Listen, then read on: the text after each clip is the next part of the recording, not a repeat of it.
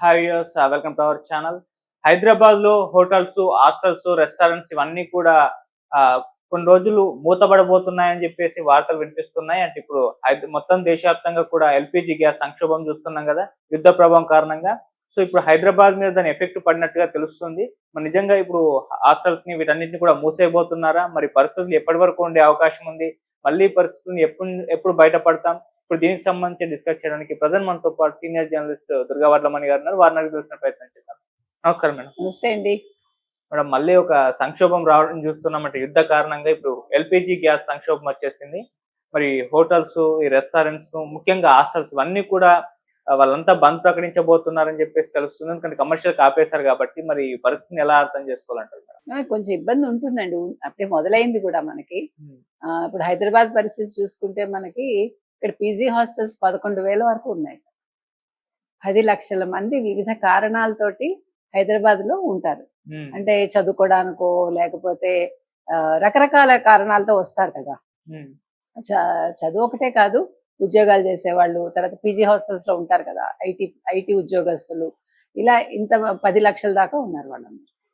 So ఇప్పుడు ఏమైందంటే వాళ్ళకి మెనూ మార్చేశారు. మామూలుగా పీజీ హాస్టల్స్ లో పొద్దున్న మీకు టిఫిన్ ఉంటుంది, ఉప్మానో, పూరీనో, ఇడ్లీనో, వడో, బోండా, ఇలా రకరకాలుగా ఇస్తారు. మధ్యాహ్నం ఖచ్చితంగా రొట్టె ఉంటుంది, పప్పు ఉంటుంది, కూర ఉంటుంది, మజ్జిగ, తర్వాత సాంబారు, అన్నం, ఇవన్నీ ఇస్తారు. రాత్రి మళ్ళీ టిఫిన్, అన్నమో పెడతారు. కానీ ఇప్పుడు మెనూ తగ్గించేస్తున్నారు. 4 రోజులకే మీకు గ్యాస్ నిల్వలు ఉన్నాయి, గ్యాస్ సిలిండర్స్. అందులో కమర్షియల్ గ్యాస్ ఏదైతే ఉందో సిలిండర్స్, దాన్ని ఆపేయమని కేంద్రం కూడా చెప్పింది. దానికంటే కూడా గృహావసరాలకే ముందు మీరు ప్రయారిటీ ఇవ్వండి. ఎందుకంటే గృహిణులకు ఇబ్బంది కదా. అందులో మనకి మహిళా దినోత్సవం నాడే 60 రూపాయలు పెంచారు మామూలుగా ఇళ్లలో వాడే గ్యాస్ కి. తర్వాత కమర్షియల్ గ్యాస్ కి, హోటల్స్ కి, వాటికి 115 రూపాయలు పెంచారు. అంటే ఇక్కడ మనం మళ్ళా మనకి లాక్డౌన్ తప్పదా? ఇక్కడ మీరు కనుక చూసుకుంటే ఈవెన్ స్విగ్గీ, జొమాటో, ఇలా వీళ్ళందరూ కూడా ఇబ్బందులే. అంటే ఆ పనులు చేసుకుని బతికే వాళ్ళకి ఇబ్బంది. వీటన్నిటిని మించి ఇప్పుడు మీకు చమురు కూడా ఉండదు అనుకోండి, పెట్రోలు, డీజిల్ ఇవి దొరకలేదు అనుకోండి, మరి మనకి మూవ్మెంట్ ఎట్లా, రవాణా ఎలాగా? అందుకనే ఎలక్ట్రిక్ బస్సులు రావాలనేది కదా, ఈవీలు రావాలి అనేది. అందుకే ఇంకొకటి ఏంటంటే, ఇప్పుడు హాస్టల్స్ లో కనుక కింద వండుకునే సదుపాయం ఉంటే కట్టెలు వాడుకోవచ్చు, అది ఇబ్బందే. కానీ మనం మళ్ళా back to pavilion, old days కి వెళ్ళాలి మనం. ఎందుకంటే మనిషి ఎప్పుడు కూడా అన్నింటికి సిద్ధంగా ఉండాలి. లేదు, ఎలక్ట్రిక్ స్టవ్లు వాడుకోవాలి. అంటే మనం ఎప్పుడు కూడా ప్రత్యామ్నాయం అనేది చూసుకోవాలి, భయపడకూడదు. ఇప్పుడు మీరు వండుకునే పదార్థాలు ఒక్కసారి అయిపోయేది ఏదో ఒక కిచిడీలా వండి ఏం చేస్తాం, అడ్జస్ట్ అవ్వాలి. ఒక కిచిడి, ఒక ఊరగాయ, ఒక పెరుగు, మీకు గ్యాస్ తగ్గుతుంది కదా, మీకు కన్సంప్షన్ తగ్గుతుంది కదా. సో మనం అవసరానికి తగ్గట్టు మన విధానం మార్చుకోవాలి. నాకు ఇన్ని ఐటమ్స్ ఉండాలి అంటే కుదరదు. ఇప్పుడు రొట్టెలు అనుకోండి, ఎక్కువసేపు గ్యాస్ కాలుతుంది. అదే కిచిడి అనుకోండి, పెసరపప్పు, అన్నం, కొన్ని కూరలు వేసేస్తారు, మీకు అన్ని న్యూట్రిషన్ వచ్చేస్తుంది అందులో. మీరు దానికి అనుగుణంగా వీళ్ళు హాస్టల్స్ కూడా ఆలోచించుకోవాలి. దానివల్ల ఏమవుతుందంటే మనకి మంచి ఫుడ్ తింటాం మనం. ఈ ఆయిల్ ఫుడ్స్ తగ్గుతాయి, ఆరోగ్యపరంగానూ అది మంచిదే. కర్డ్ రైస్ ఇచ్చేయచ్చు. అన్నం వండేసారు అనుకోండి, కర్డ్ రైస్, సాంబార్ రైస్, ఒక సాంబార్ చేసేస్తాయి. అంటే మనం వెంటనే మన ఆలోచనలు మారిపోతూ ఉండాలి.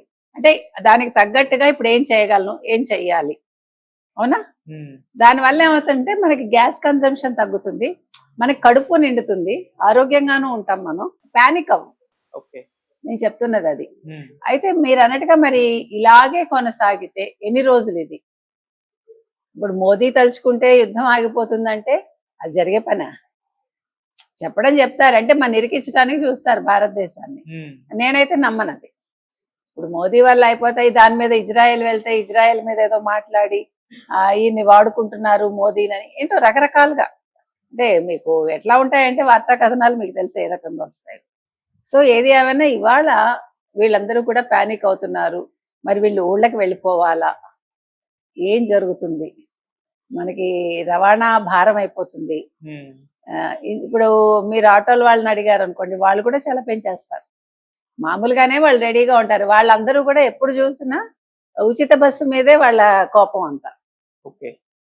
నిన్న కూడా ఎవరో అంటున్నారు, అందుకని చెప్తున్నా. నేను అన్నాను, ఉచిత బస్సు కరెక్టే ఇచ్చారు, ఇచ్చినప్పుడు మీ కుటుంబాలు కూడా వెళ్తాయిగా ఉచితంగా. They won't accept that. కానీ ఒక రకంగా ఉచితం ఇవ్వకుండా కనీసం 50% టికెట్ పెట్టుంటే బాగుండేది. అంటే ఇప్పుడు ఆడవాళ్ళకి ఇప్పుడు మీకు 10 రూపాయలు ఖర్చు పెట్టాలండి, 5 రూపాయలు పెడితే బాధ్యత ఉంటుందిగా మాకు కూడా. అందరూ అదే కోరుకుంటున్నారు, ఉచితం ఏది ఇవ్వకూడదు నన్ను అడిగితే. ఉచితాలు తగ్గించి, అంటే ఇప్పుడు ఒకళ్ళకి ఇచ్చే అది ఏదైతే ఉంటుందో అది వేరే 10 మంది మీద భారం పడుతుంది. ఆ విధంగా ఆలోచించాలి. సో తర్వాత ఇప్పుడు గ్యాస్ నిల్వలు బాగానే ఉన్నాయి భారతదేశంలో, మన వాళ్ళు జాగ్రత్తగానే ఉన్నారు కొంతవరకు.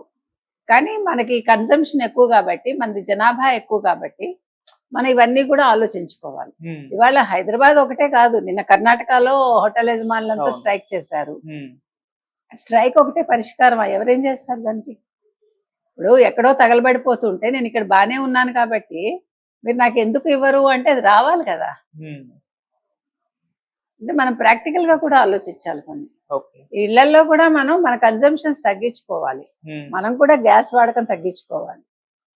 ఇప్పుడు ఇది వండుకుంటేనే నేను తినగలను అనుకుని ఎక్కువ సమయం ఉడికించేవి కొన్ని రోజులు ఏం కష్టపడలేము. మనందరం కూడా లాక్డౌన్ చూసాము, లాక్డౌన్ లో అందరం కూడా ఎలా బతకాలో నేర్చుకున్నాంగా. ఇప్పుడు కూడా మనం ఎలా బతకాలో నేర్చుకుంటే కొంతవరకు ఈ సమస్య నుంచి మనం బయటపడవచ్చు. అంటే మనం కూడా గ్యాస్ ఎక్కువ వాడకుండా, ఇప్పుడు వస్తుంది కదా మనకి దొరుకుతుంది కాదు, దొరకదు అనుకుని మనం పని చేసుకోవాలి. ఓకే. ప్రతి దాంట్లోనూ మనం మన ఆలోచనని ఆ రకంగా పెడితే కొంతవరకు మనం మొత్తం అందరికీ మనం హెల్ప్ చేయలేకపోయినా ఒక వ్యక్తికైనా అది ఉపయోగపడుతుంది కదా. ఇప్పుడు మన ఎలక్ట్రిసిటీ చూడండి, వేస్ట్ చేస్తుంటే మనం వెళ్ళి స్విచ్లు ఆఫ్ చేస్తాం. నీళ్లు కూడా ఊరికే వృధా అవుతుంటే మనం బాధపడతాం, బాధపడాలి. ఎందుకంటే నీరు చాలా ప్రెషస్, మనకి కరెంటు ప్రెషస్, ఎందుకంటే ఇంకొకరికి ఉపయోగపడుతుంది. ప్రతిదీ కూడా నా యాంగిల్లోంచి కాకుండా పక్క వాళ్ళ యాంగిల్లోంచి మనం ఆలోచించడం నేర్చుకోవాలి. అదే విధంగా హాస్టల్స్ లో కూడా ఈ మెనూలు మార్చి తొందరగా అయిపోయేది, న్యూట్రిషియస్ గా ఉండేది అట్లాంటి ఫుడ్ ఆలోచించిస్తే కొంత, నేను అనేది ఇప్పుడు 100% సమస్య పరిష్కారం అయిపోతుందని కాదు. 4 రోజులు వచ్చేది 15 రోజులు రావచ్చు కదా గ్యాస్. ఈలోగా సమస్య కొంతవరకు పరిష్కరించబడుతుంది. నేను ఆ దిశగా అడుగులు వేయమని చెప్తాను. కాకపోతే ఇప్పుడున్న పరిస్థితి చూసుకుంటే మేడం, ఒక 2 రోజులకు సరిపడే మాత్రమే గ్యాస్ బంద్ అయ్యే అవకాశం ఉంది.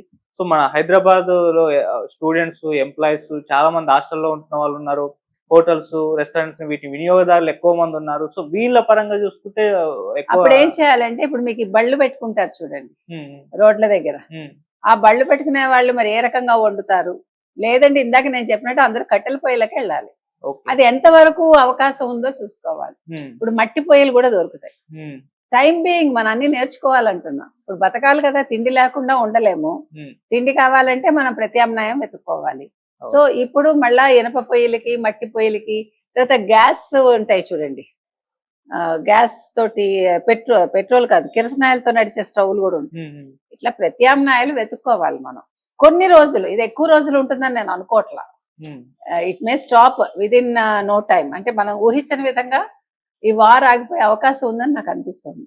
సో మనం అంటే లెట్ us థింక్ పాజిటివ్లీ, నేను అనేది అది తొందరగా ఆగిపోవాలని. ఇదే టైంలో ధరలు కూడా బాగా పెరిగిపోతాయి. అది కూడా ఉంటుందండి, ధరల నియంత్రణ ఎవరు చేయలేరు. సో అందుకని మీరు కొద్దిగా సరుకులు నిలవ పెట్టుకుంటే మంచిది. మన ఇంటికి కావాల్సిన సరుకులు, వెచ్చాలు అవన్నీ తెచ్చి పెట్టుకుని, అలాగని మరి ఎక్కువ తెచ్చుకోవద్దు, మిగతా వాళ్ళకు కూడా కావాలి కాబట్టి మనకు అవసరానికి మించి కొద్దిగా తెచ్చుకోవచ్చు.